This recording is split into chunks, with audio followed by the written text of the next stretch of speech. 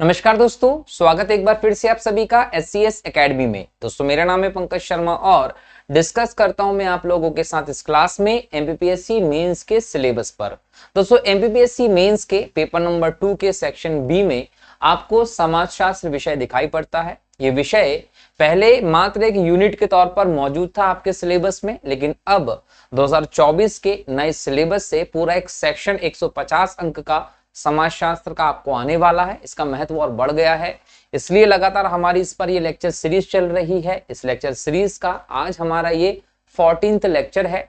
आज के इस लेक्चर में हम एक ऋण संस्कार पर बात करने वाले हैं और दूसरा यज्ञ कर्म पर बात करने वाले हैं। दोनों ही बहुत इंपॉर्टेंट टॉपिक हैं, न केवल आपके समाजशास्त्र विषय की दृष्टि से, भारत के हिंदू धार्मिक व्यवस्था से संबंधित रखने वाले हर एक व्यक्ति के लिए ये दोनों टॉपिक बहुत इंपॉर्टेंट है। आपको हिंदू धर्म के एक सदस्य होने के नाते ऋण संस्कार और यज्ञ कर्म के बारे में पता होना चाहिए। दोस्तों पता होना चाहिए कि कौन कौन से ऋण हमें हमारे जीवन में पूरे करने होते हैं, कौन कौन से यज्ञ कर्म है जो हमें हमारे जीवन में पूरे करने होते हैं। अगर हम हमारे जीवन को साकार करना चाहते हैं, हमारे इस जीवन के लक्ष्य को पूरी तरीके से कंप्लीट करना चाहते हैं, तो हमें इन पर ध्यान देने की जरूरत धार्मिक व्यवस्था के अंतर्गत भी होती है। और एग्जाम के पॉइंट ऑफ व्यू से देखें तो यहां से क्वेश्चन आपको देखने को जरूर मिलने वाले हैं। ऋण की बात करें तो नॉर्मली हमको 3 ऋण की व्यवस्था देखने को मिलती है। जैसे कि हम लोग बात करें ऋषि ऋण, पितृ ऋण और देव ऋण इंपॉर्टेंटली दिखाई पड़ते हैं हमारी सांस्कृतिक व्यवस्था में। लेकिन अब यहाँ 5 ऋण की बात करने वाले हैं। 2 ऋण और कौन से होंगे आगे आपको लेक्चर में पता चलेगा। फिर यज्ञों की बात करेंगे। जब यज्ञों की बात करेंगे दोस्तों तो 5 महायज्ञों पर चर्चा की जाएगी और इन 5 महायज्ञों के उद्देश्य कौन कौन से यज्ञ हैं, किस यज्ञ में क्या किया जाता है, सब चीजों पर कंप्लीट डिस्कशन होगा। क्योंकि 2 अंक का जो सेक्शन है आपके एग्जाम का वो यहां से आपको आएगा। 2 अंक के प्रश्न आपको जरूर इस पोर्शन से देखने को मिलने वाले हैं। चलिए शुरू करेंगे इस लेक्चर को एक एक करके दोनों टॉपिक को। ठीक है दोस्तों, लेकिन हर बार की तरह इस बार भी एक बात ध्यान रखें कि ये जो हमारी लेक्चर सीरीज चल रही है, इस लेक्चर सीरीज से आप लोगों में से ऐसे लोग जो पहली बार जुड़े हैं, पहली बार मुझे यूट्यूब पर देख रहे हैं, प्लीज हमारे इस चैनल को सब्सक्राइब करिएगा, इस लेक्चर को अपने दोस्तों के साथ शेयर भी करिएगा और हाँ, बेल आइकन पर भी क्लिक कर दीजिएगा ताकि हर बार जैसे ही लेक्चर अपलोड होता है उसका नोटिफिकेशन आपको मिल जाए। कोई डाउट होता है, कोई समस्या आती है तो कमेंट कर दीजिएगा। डिस्क्रिप्शन में टेलीग्राम की लिंक है, वहां जाकर आप फॉलो करिए टेलीग्राम चैनल को, जिससे कि नोट्स वहां जो आपको भेजे जा रहे हैं वो भी आपको मिलते रहे। ठीक, चलिए शुरू करेंगे इस लेक्चर को। दोस्तों सबसे पहले ऋण संस्कार की बात की जाएगी। देखिए, हम जब इस मानव योनि में हैं तो हम इस मानव के विकास की बात कर ले। आज मानव जो कुछ भी है, मानव ने जैसा भी अपना विकास किया है, विकास के हर एक स्तर से गुजरकर जब आज की स्थिति में मनुष्य पहुंचा है ना, वो हर स्तर पर किसी ना किसी का ऋणी जरूर हुआ है। कई प्रकार के ऋण मानव ने अपने इस विकास की अवस्था में अपने ऊपर लिए हैं।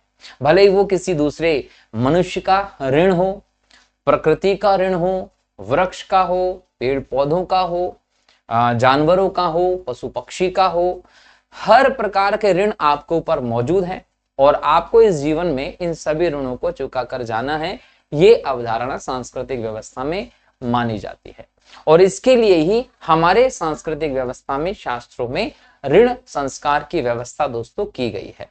जब हम ऋण की बात करते हैं तो यहां आपको गृहस्थ आश्रम के सिद्धांतों पर भी ध्यान देने की जरूरत होगी कि ऋण किस व्यवस्था के अंतर्गत आते हैं।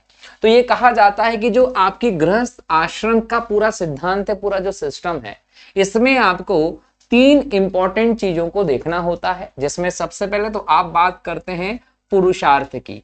आप पुरुषार्थ को पूर्ण करने की तरफ लक्षित रहते हैं जीवन में लगातार।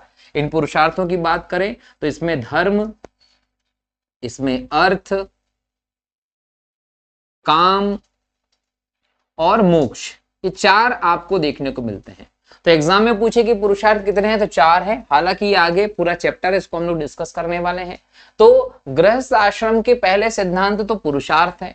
दूसरे सिद्धांत क्या होते हैं? दूसरे सिद्धांत होते हैं ऋण, जिस पर हम लोग आज बात करने वाले हैं। मुख्य रूप से इसमें देव ऋण, पितृ ऋण और ऋषि ऋण की बात की जाएगी।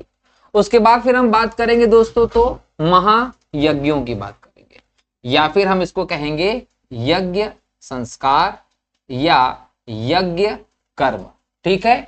और जब यज्ञ कर्म की बात करेंगे तो आपको यहाँ पर 5 महायज्ञ देखने को मिलते हैं। और ये 5 महायज्ञ जो देखने को मिलेंगे, इसमें आपको देव यज्ञ, ब्रह्म यज्ञ, भूत यज्ञ, ठीक है, नृ यज्ञ, ये सभी यज्ञ पूरे करने पड़ेंगे 5 महायज्ञों के अंतर्गत। तो गृहस्थ आश्रम के 3 सिद्धांतों को हमने देखा, पुरुषार्थ, ऋण और महायज्ञ। इन तीनों को आपको गृहस्थ आश्रम के अंतर्गत चलते हुए पूरे करना होता है। ठीक है। इनमें ऋण बहुत इंपॉर्टेंट तौर पर हमें दिखाई पड़ते हैं, जिस पर हम इस लेक्चर में पहले डिस्कस कर रहे हैं। तो एग्जाम में पूछे कि ऋण किस व्यवस्था के अंतर्गत आते हैं, तो ऋण गृहस्थ आश्रम के 3 महत्वपूर्ण सिद्धांतों में से एक सिद्धांत के रूप में जाने जाते हैं। दोस्तों ध्यान रखिएगा, जब आप ब्रह्मचर्य आश्रम में उपनयन संस्कार की व्यवस्था से गुजरते हैं, उपनयन संस्कार वर्ण के हिसाब से होता है। याद रखिएगा कि वर्ण अनुसार उपनयन संस्कार की स्थिति होती है। जैसे ब्राह्मणों में 8 वर्ष की उम्र से उपनयन संस्कार का कार्य किया जाता है, वैसे क्षत्रियों में, वैश्यों में उपनयन संस्कार की उम्र अलग अलग होती है। अब आपको उपनयन संस्कार शब्द आया तो पहले इसको समझिए। उपनयन संस्कार का मतलब हो गया गुरुकुल जाने की प्रक्रिया। जब बच्चा गुरुकुल पढ़ने के लिए जाता है तो उसके पहले जो संस्कार उसका किया जाता है उसे उपनयन संस्कार कहते हैं। और यहां से उसका ब्रह्मचर्य आश्रम का प्रारंभ होता है। यहां वो गुरुकुल में जाके पठन पाठन का जो काम होता है वो करता है। एक लंबे समय तक बालक जो होता है वो घर से दूर रहेगा, गुरुकुल में उसकी शिक्षा दीक्षा होती है। तो ये उपनयन संस्कार के बाद होती है। और यहां से ब्रह्मचर्य आश्रम में आप जाते हैं। तो ब्रह्मचर्य आश्रम में उपनयन संस्कार के माध्यम से जब आप प्रवेश करते हैं तो जो बालक होगा उसको क्या कहा जाएगा? ब्रह्मचारी कहा जाएगा। और इस ब्रह्मचारियों को 3 सूत्री यज्ञोपवीत, जिसको हम क्या कहते हैं, जनेऊ, जनेऊ धारण करवाया जाता है। ये जनेऊ में कितने सूत्र हैं? 3। ये 3 सूत्रों के कारण इसको त्रय सूत्री कहा जाता है। और ये त्रय सूत्र में 3 सूत्र ही क्यों होते हैं? क्योंकि ये 3 ऋणों का प्रतीक होते हैं। मैंने कहा कि ऋण संस्कार में 3 प्रमुख ऋण हैं। हम 5 पढ़ने वाले हैं, लेकिन 3 प्रमुख ऋण हैं। ये 3 प्रमुख ऋणों का प्रतीक होता है ये 3 सूत्री यज्ञोपवीत, जो उपनयन संस्कार के दौरान गुरुकुल जा रहे बच्चे को धारण करवाया जाता है। और इस त्रय सूत्र में जो 3 ऋण हैं उसमें देव ऋण आता है, ऋषि ऋण आता है और पितृ ऋण आता है। बराबर हो गया। तो कहीं ना कहीं शास्त्रों की व्यवस्था में ब्रह्मचारी को इन तीनों ऋण को चुकाने की याद दिलाई जाती है और उसके माध्यम से उसको बताया जाता है कि बेटा ये तीनों ऋणों को चुकाना आपको आगे जाकर जरूर है। अब यहाँ जब हम ऋण की बात कर रहे हैं तो मुख्य रूप से तो 3 है, लेकिन मैं 5 की बात करूंगा। 3 ऋण में पहला कौन सा है? देव ऋण है, दूसरा है ऋषि ऋण, तीसरा है पितृ ऋण, चौथा है अतिथि ऋण और 5वां है भूत ऋण। अतिथि ऋण का मतलब पहले समझ लेते हैं। घर पर जो मेहमान आते हैं, जो अतिथि आते हैं, इनका सत्कार करना है, ये अतिथि ऋण का पालन कर रहे हैं आप। भूत ऋण का मतलब हो गया कि जीवों के प्रति कृतज्ञता, जीवों के प्रति कृतज्ञता आपको दिखानी होगी। जीवों जैसे चींटी हुआ, गाय हुए, कुत्ते हुए, इनको खाना खिलाना और इस प्रकार की चीजें आप जब कर देते हैं तो आप भूत ऋण से मुक्त हो जाते हैं। बराबर हो गया। अब बात करते हैं देव ऋण, ऋषि ऋण और पितृ ऋण की। तो पितृ ऋण में क्या किया जाता है? पितृ ऋण में आप देखते हैं कि माता पिता जो है, जो माता पिता है, ये क्या करते हैं? संतान उत्पन्न करते हैं।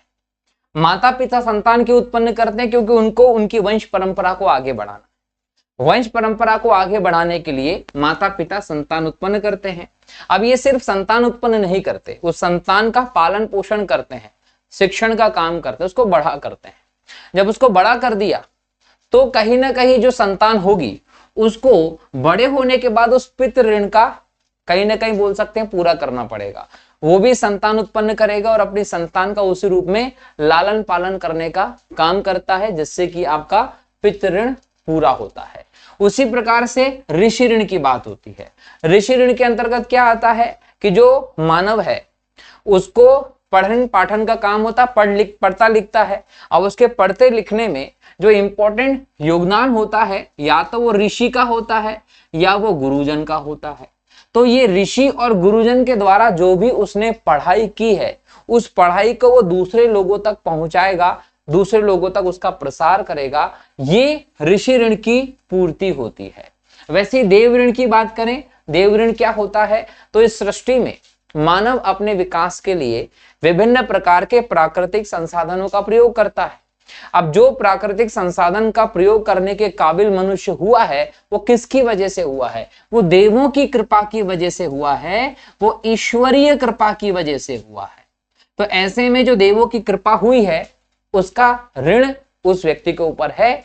तो वो क्या करेगा कि देवता की स्तुति करेगा, मंत्र उच्चारण करेगा, अनुष्ठान करवाएगा और उसके माध्यम से देवों के ऋण को चुकाने का काम करता है मनुष्य। तो देव ऋण, ऋषि ऋण, पितृ ऋण, तृण ऋण जो है उनमें प्रमुख हैं और अतिथि ऋण और भूत ऋण भी आपको देखना होता है।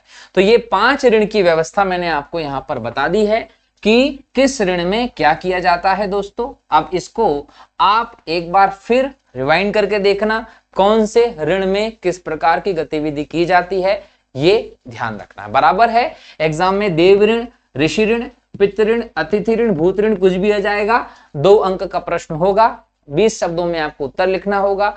लिख दीजिएगा जो मैंने यहां पर आपसे डिस्कस किया है ऐसा के ऐसा। बराबर, चलिए आगे देखें।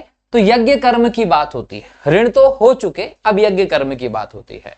आपको जो ऋण है उनको पूरा करना ही नहीं करना, उनको पूरा करने का कुछ ना कुछ तरीका होगा। वो तरीका क्या है? वो तरीका होता है यज्ञ कर्म। मतलब कि जो ऋण है उन ऋणों से मुक्ति पाने के लिए आप यज्ञ कर्म का भी सहारा लेते हैं। तो यहां पर यज्ञ कर्म जो होते हैं वो इंपॉर्टेंट होते हैं आपके लिए। और यज्ञ कर्म की जब मैं बात करता हूं, इसका उल्लेख सबसे पहले कहां मिलता है? यजुर्वेद के जो शतपथ ब्राह्मण है, यहां आपको इसके बारे में उल्लेख देखने को मिलता है। अब इसका थोड़ा सा बेस समझिए। वेद कितने होते हैं? 4 होते हैं। एक होता है ऋग्वेद, दूसरा होता है सामवेद, तीसरा होता है यजुर्वेद और चौथा होता है अथर्ववेद। ये 4 वेद हो गए। अब यहां ये याद रखिए कि अथर्ववेद, यजुर्वेद, सामवेद, ऋग्वेद, ऋग्वेद जो है इसमें देवताओं की स्तुति दी है, ठीक है, श्लोक दिए हैं जिसके आधार पर आप देवताओं की स्तुति करते हैं। सामवेद जो है वो संगीत प्रधान है, मतलब ये स्तुति जो है उसकी गायन शैली में इसको यहाँ पर स्थापित किया गया है। वहीं यजुर्वेद जो है इसमें अनुष्ठान की विधि दी है, विधि विधान दिए गए हैं। और अथर्ववेद जो है इसमें चिकित्सा के बारे में बताया गया है, इसमें जादू टोना के बारे में बताया गया है, इसमें तंत्र मंत्र आदि के बारे में बताया गया है। हमारा जो यजुर्वेद है इसका ब्राह्मण ग्रंथ है जिसको हम बोलते हैं शतपथ ब्राह्मण। अब चूंकि पूरा के पूरा यजुर्वेद जो है वह अनुष्ठान और विधियों पर आधारित है, तो इसके ही शतपथ ब्राह्मण में यज्ञ कर्म के बारे में बात की गई है। यज्ञ कर्म जो होते हैं वो एक प्रकार के धार्मिक अनुष्ठान ही है। इनके विधि विधान की चर्चा जो है वो आपको शतपथ ब्राह्मण यजुर्वेद में देखने को मिलती है। अधिकतर लोग ये कहते हैं दोस्तों कि मनुस्मृति जो है, मनुस्मृति जो है इसमें ही सबसे पहले यज्ञ कर्म आदि की चर्चा की गई है। तो लिखित रूप में हम देखें आधुनिक स्वरूप में तो मनुस्मृति में इसका उल्लेख मिलता है, लेकिन अगर मूल सोर्स पूछा जाए कि मूल रूप से कहां पर यज्ञ कर्म की बात की गई है तो वो यजुर्वेद के शतपथ ब्राह्मण में की गई है। और यजुर्वेद के शतपथ ब्राह्मण में क्या लिखा है? अध्यापनम ब्रह्म यज्ञ पितृ यज्ञस्तु तर्पणम होमो देवो बलिर्भोर्तो त्रयोग्यो अतिथि पूजनम। तो ये 3 इंपॉर्टेंट यज्ञ की बात यहां पर हमें देखने को मिलती है। अगर हम इसके हिसाब से यज्ञ कर्मों की सूची बनाएं तो आपको टोटल भारत की जो शास्त्रीय परंपरा है, सांस्कृतिक व्यवस्था है, उसमें 5 यज्ञ देखने को मिलते हैं। 5 यज्ञ कौन कौन से देखने को मिलते हैं? उसमें पहला यज्ञ है ब्रह्म यज्ञ, दूसरा यज्ञ है दोस्तों पितृ यज्ञ, तीसरा यज्ञ है भूत यज्ञ, चौथा यज्ञ है नृ यज्ञ, पांचवा यज्ञ है देव यज्ञ। अब इसमें जो देव यज्ञ है, इसमें आप क्या करते हैं?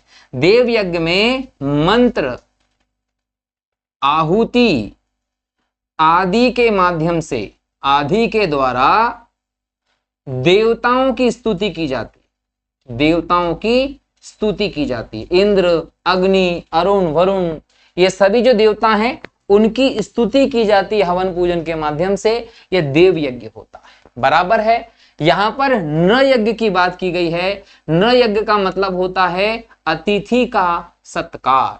अतिथि का सत्कार करना ही नृ यज्ञ कहलाता है दोस्तों, ये ध्यान रखेंगे।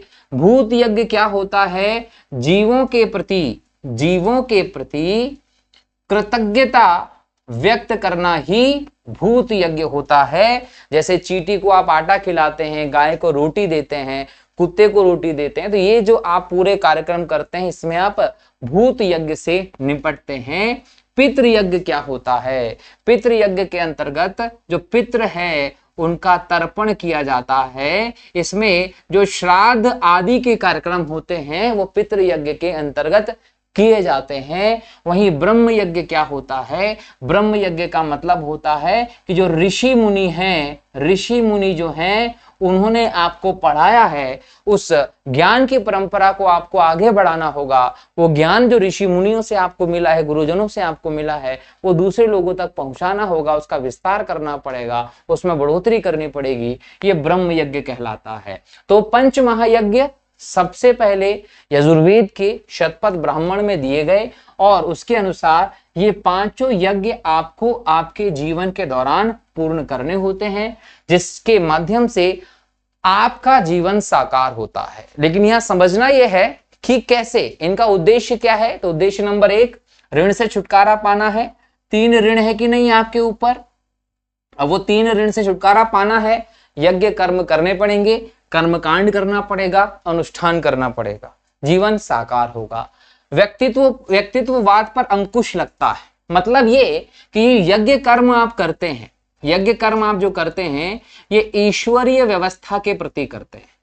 तो किसी व्यक्तित्ववाद को यहां से आप पीछे छोड़ने का काम करते हैं। जीवन को त्याग के आदर्श में ढालने का काम आप यज्ञ कर्म के माध्यम से करते हैं, क्योंकि यज्ञ के माध्यम से आप क्या करते हैं? सिर्फ देने का काम करते हैं, देने का काम करेंगे। ब्रह्म यज्ञ में आप शिक्षा देने का काम करेंगे। पितृ यज्ञ में आप पितरों के तर्पण करने का काम करेंगे, दे रहे हैं आप, ठीक है। उसके बाद देव यज्ञ में आप देवताओं की स्तुति करते हैं, स्वाहा स्वाहा करके मंत्र उच्चारण करके देते हैं आप। नृ यज्ञ में अतिथि सत्कार करते हैं, उनको भोजन कराना, उनके बिल्कुल उनका अच्छे से देखभाल करने का काम होता है। भूत यज्ञ में चींटी को आटा खिलाना और बाकी की प्रक्रियाएं आती है, तो सब देने का काम कर रहे हैं। तो जीवन को त्याग के आदर्श में ढालना यज्ञ कर्म का एक इंपॉर्टेंट, कहीं ना कहीं बोल सकते हैं कि माध्यम होता है, बराबर है। अब यहां एक चीज और समझने की जरूरत है, क्या कि जब मैं बात करता हूं कि यज्ञ कर्म करें, तो यज्ञ कर्म का मतलब क्या है? आज की पीढ़ी और सामाजिक व्यवस्था में जो साधारण एक इसका विचारधारा चलती है कि यज्ञ कर्म बोलो का मतलब सीधे सीधे आग में घी डालना, मंत्र का उच्चारण करना, यही मान लिया जाता है। यज्ञ कर्म से साधारण तात्पर्य यही माना जाता है, क्या कि आग में घी डालिए और बाकी सामग्री डालिए और मंत्रों का उच्चारण करिए, बोले यही यज्ञ है। यज्ञ ये है, लेकिन इससे बड़ा यज्ञ, वास्तविक यज्ञ की अगर मैं बात करूं तो वो क्या होता है? सत्कर्म करना, सच के मार्ग पर चलना, शास्त्र अनुसार आचरण करना, शुभ कर्म करना, ये वास्तविक यज्ञ होता है। अगर आप चाहते हैं कि आप यज्ञ कर्म को करें तो आपके यज्ञ कर्म के अंतर्गत सत्कर्म होनी चाहिए, सच के मार्ग पर चलने की व्यवस्था होनी चाहिए, शास्त्रों के अनुसार, वेदों के अनुसार आचरण आपका होना चाहिए, शुभ कर्म में आपकी रुचि होना चाहिए, हमेशा आप शुभ कर्म में चले जाएं, सिवाय कि आप ये मानकर चले कि आग में घी डाल के और मंत्र उच्चारण करने से यज्ञ हो जाएगा, तो नहीं होता। अधिकतर मैं ये देखता हूं लोग यज्ञ करते हैं, बहुत बड़े बड़े लेवल पर बड़े बड़े पंडितों को बुलाकर अरेंजमेंट करवाकर बड़े स्तर पर आयोजन किया जाता है, बहुत सारी सामग्री लाई जाती है, कई किलो घी लाया जाता है, कई सारे लोगों को बुलाया जाता है, बहुत बड़े माइक सेट कर लिए जाते हैं और बहुत जोरों शोरों से उच्चारण करके मंत्रों का यज्ञ पूरा किया जाता है।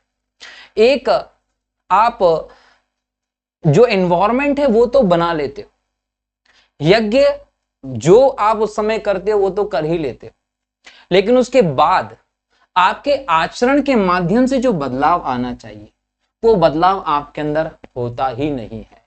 फिर आपके जीवन में कुछ पॉजिटिव चीजें आपको दिखाई नहीं देती हैं।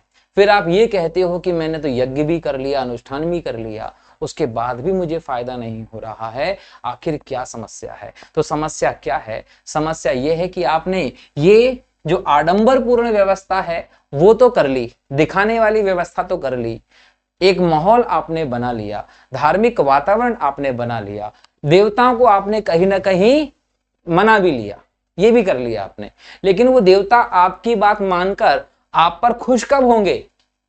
जब आप आपके अंदर कुछ बदलाव लाएंगे। अगर आप ये नहीं करते हैं, कितना भी घी डाल दीजिए, कितना भी अनुष्ठान कर लीजिए, आपको फायदा नहीं होगा। अगर वास्तव में बदलाव चाहते हो तो अपने यज्ञ की क्रिया में इन सब चीजों को शामिल करिए, आपका यज्ञ पूरा होगा, यज्ञ कर्म की पूरी व्यवस्था संपन्न होगी। दोस्तों ये ध्यान रखिएगा। तो यज्ञ कर्म का अर्थ समझने की जरूरत है और ज्यादा कुछ नहीं। तो आज के इस लेक्चर में हम लोगों ने ऋण संस्कार पर भी बात की, यज्ञ कर्म पर भी बात की। एग्जाम में यहां से क्वेश्चंस आएंगे, 2 अंक के यहां से क्वेश्चंस देखने को मिल सकते हैं। अगले लेक्चर में संस्कार वाले टॉपिक पर डिस्कशन करूंगा। तब तक के लिए बहुत बहुत शुक्रिया दोस्तों। जय हिंद, जय भारत, वंदे मातरम दोस्तों, जय श्री राम।